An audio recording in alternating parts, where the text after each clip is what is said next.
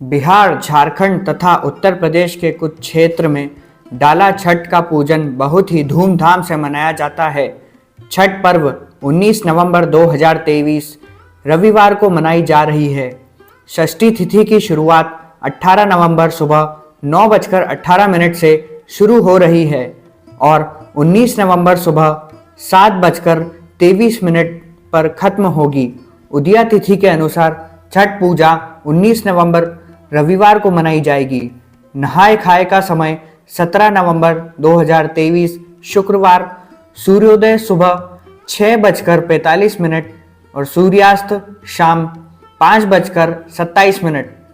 खरना का समय 18 नवंबर 2023 शनिवार सूर्योदय सुबह 6:46 और सूर्यास्त शाम 5:26। संध्या अर्घ्य का समय 19 नवंबर 2023 रविवार सूर्यास्त शाम 5:26। उषा अर्घ्य का समय 20 नवंबर 2023 सोमवार सूर्योदय सुबह 6:47 पर। नहाय खाए की बात करें तो पहले दिन को नहाय खाए कहा जाता है, जब भक्त नदी या तालाब में स्नान करते हैं और फिर पवित्र नदी का पानी घर लाते हैं और इस पानी से छठ पूजा का प्रसाद बनाते हैं। इस दिन व्रती केवल एक समय भोजन करते हैं। पहले दिन प्रसाद के रूप में कद्दू, लौकी और मूंग चना दाल बनती है। खरना की बात करें तो दूसरे दिन को खरना कहा जाता है, जब भक्त पूरे दिन उपवास करते हैं और सूर्यास्त के बाद ही कुछ खाते हैं। इस दिन शाम को व्रती गुड़, चावल और दूध से बनी खीर, चपाती नाम विशेष प्रसाद तैयार करते हैं। इस विशेष दिन पर छठी मैया को व्रती केला, मूली, हरी अदरक, पान के पत्ते और काली इलायची और लौंग जैसे मसालों को अर्पित करते हैं। खरना की आधी रात को लोग छठी मैया के लिए ठेकुआ बनाते हैं। अर्घ्य की बात करें तो तीसरे दिन को अर्घ्य कहा जाता है और इसे 2 भागों में बांटा जाता है। संध्या अर्घ्य में व्रती पूरे दिन घर पर प्रसाद बनाते हैं और दिन के समय दौरा यानी बांस की डंडियों से बनी टोकरी में ठेकुआ और मौसमी फलों को रखकर शाम को परिवार के साथ नदी, तालाब या जलाशय के किनारे एकत्रित होते हैं। व्रती घाट पर बैठकर डूबते हुए सूर्य की पूजा करते हैं और लोकगीत गाते हैं। उषा अर्घ्य की बात करें तो चौथे दिन और अंतिम दिन को उषा अर्घ्य कहा जाता है, जब भक्त सूर्योदय के समय सूर्यदेव को प्रार्थना करते हैं। सुबह सुबह व्रती अपने परिवार के साथ नदी के किनारे एकत्रित होते हैं और सूर्य को पानी में जाकर अर्घ्य देते हैं। अर्घ्य देने के बाद प्रसाद बांटते हैं। और पारण की बात करें तो घाट से लौटने के बाद व्रती पानी पीकर अपना 36 घंटे का व्रत तोड़ती हैं और फिर स्वादिष्ट भोजन ग्रहण करती हैं। बिहार में इस वर्ष छठ पूजा शुक्रवार 17 नवंबर को मनाई जाएगी और सोमवार 20 नवंबर तक चलेगी। पूजा के दौरान महिलाएं 36 घंटे का उपवास करती हैं और अपने बच्चों के स्वास्थ्य, खुशी और लंबी उम्र के लिए प्रार्थना करती हैं। छठ पूजा व्रत की शुरुआत कार्तिक माह की चतुर्थी तिथि से हो जाती है, जिसे नहाय और खाए कहा जाता है। इस दिन व्रती केवल शुद्ध शाकाहारी भोजन करते हैं। कार्तिक शुक्ल पक्ष की पंचमी के दिन खरना किया जाता है। इस दिन शाम को गुड़ की खीर और पूड़ी बनाकर छठी मैया को अर्पित की जाती है। फिर सबसे पहले व्रती को खिलाया जाता है। कार्तिक शुक्ल पक्ष की षष्ठी तिथि के दिन कई तरह के पकवान तैयार किए जाते हैं। फिर सूर्यास्त के बाद सभी पकवानों को बांस की टोकरियों में भरकर निकट के घाट ले जाया जाता है। नदी के पास गन्नों का घर बनाया जाता है और उसे पीले कपड़े से ढक दिया जाता है। फिर उसके नीचे दीपक जलाया जाता है। व्रती शाम को सूर्यास्त के समय सभी बांस की टोकरियों को हाथ में लेकर सूर्य को अर्घ्य देते हैं। इसके बाद सभी अपने अपने घर वापस लौट जाते हैं। रात भर सूर्य और छठी माता की पूजा अर्चना की जाती है और छठ गीत गाए जाते हैं। कार्तिक शुक्ल की सप्तमी के दिन सुबह ब्रह्म मुहूर्त के समय सभी लोग घाट पर एकत्रित हो जाते हैं। उगते सूर्य को सभी व्रती पानी में जाकर अर्घ्य देते हैं। इसके बाद छठ पूजा की व्रत कथा सुनी जाती है और फिर सभी को प्रसाद वितरित किया जाता है। छठ पूजा के लिए महिलाएं साड़ी और पुरुष धोती पहनते हैं। छठ पूजा व्रत के दौरान व्रती को जमीन में सोना अनिवार्य होता है। प्रसाद के रूप में गेहूं और गुड़ से ठेकुआ बनाया जाता है और व्रती के पास बांस का सूप होना जरूरी है। अर्घ्य देते समय व्रती के पास गन्ना होना जरूरी होता है और गन्ने से ही सूर्य देवता को अर्घ्य दिया जाता है। पहले दिन नहाय खाए किया जाता है। 4 दिवसीय छठ पूजा की शुरुआत नहाय खाए परंपरा से होती है, जो इस साल 17 नवंबर 2023 शुक्रवार को है। भक्त इस दिन उपवास करते हैं और गंगा नदी में पवित्र स्नान करने के अलावा केवल एक बार भोजन करते हैं। दूसरे दिन लोहंडा और खरना किया जाता है। खरना छठ पूजा का दूसरा दिन है। इस साल 18 नवंबर 2023 शनिवार को है। इस दिन महिलाएं सूर्योदय से लेकर सूर्यास्त तक बिना पानी पिए पूरा व्रत रखती हैं।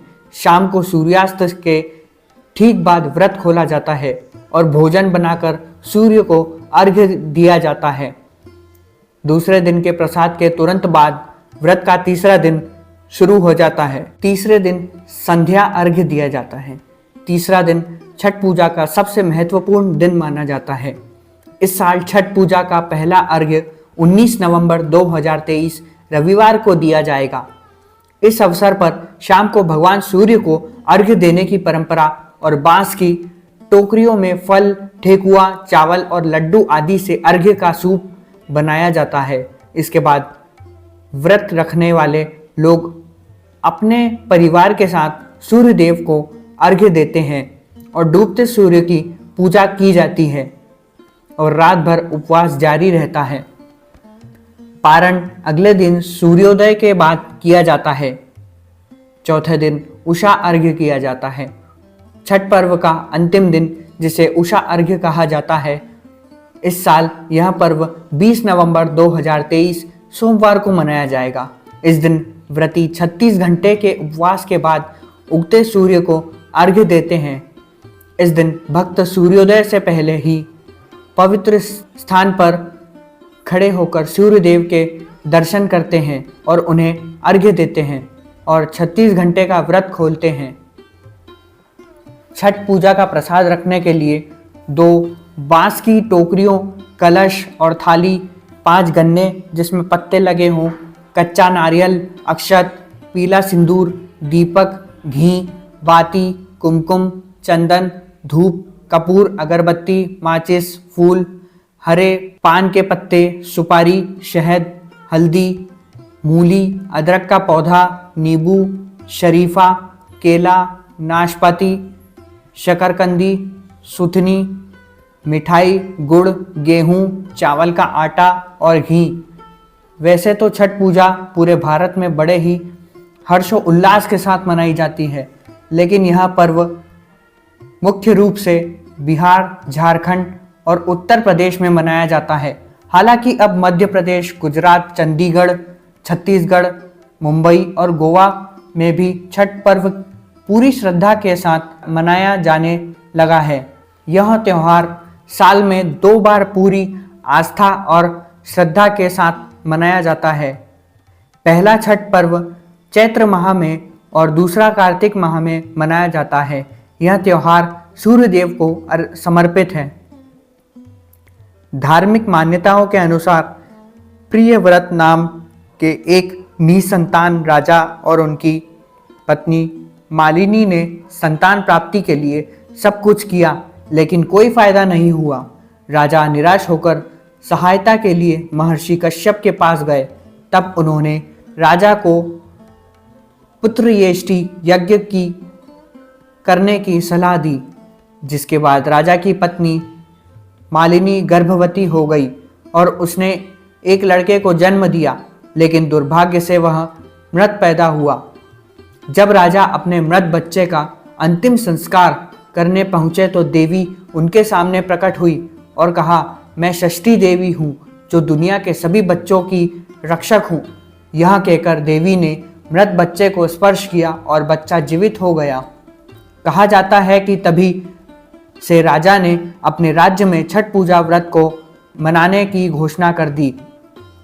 पौराणिक कथा अनुसार रामायण काल में लंका पर विजय प्राप्त करने के बाद मुग्दल ऋषि के आदेश पर राम राज्य की स्थापना के दिन भगवान राम और माता सीता ने कार्तिक शुक्ल की षष्ठी को व्रत रखकर सूर्यदेव की पूजा की थी, जिसके बाद सप्तमी के दिन सूर्योदय के समय अनुष्ठान कर सूर्यदेव ने से आशीर्वाद प्राप्त किया। एक दूसरी कथा अनुसार महाभारत काल में सबसे पहले छठ पर्व की शुरुआत हुई थी। राजा कर्ण ने सूर्य की पूजा की और वह रोजाना घंटों पानी में खड़े होकर अर्घ्य देते थे। कर्ण की तपस्या से प्रसन्न होकर सूर्यदेव ने उन्हें महान योद्धा बनाने का आशीर्वाद दिया था। पौराणिक कथा के अनुसार जब पांडव सारा राजपाट जुए में हार गए थे तो द्रौपदी ने छठ व्रत रखा था। इस व्रत को करने से उनकी मनोकामना पूरी हुई और पांडवों को सब कुछ वापस मिल गया।